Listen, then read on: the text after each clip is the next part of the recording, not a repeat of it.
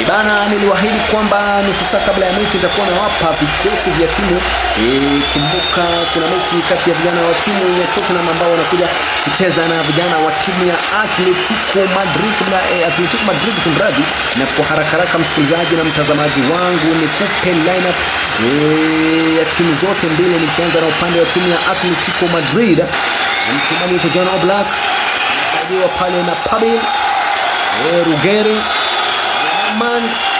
Hanko, Gonzalo Simeone, Marco Llorente,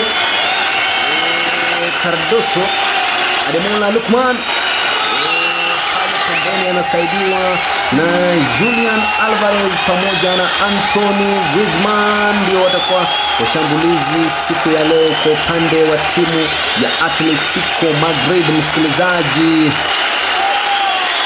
nikiangalia upande wa timu ya Tottenham, kumbuka kwamba mlinda lango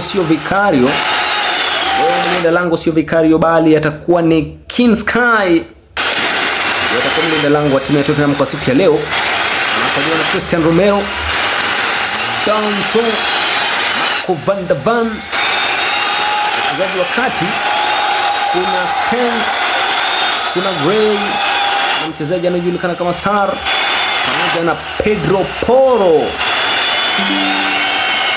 Hao ndio watakuwa wachezaji wa kati siku ya leo kwa faida ya vijana wa timu ya Tottenham Hotspur.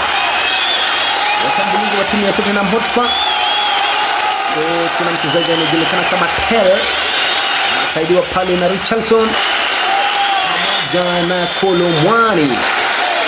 Hao ndio wachezaji ambao watakuwa wanaanza ngarambe hii kwa siku ya leo. Kumbuka ni mechi ya pili. Mechi ya kwanza inaendelea, vijana wa timu ya Liverpool bado wanacheza na vijana wa timu ya Galatasaray. Galatasaray bado wanazidi kuongoza goli 1-0.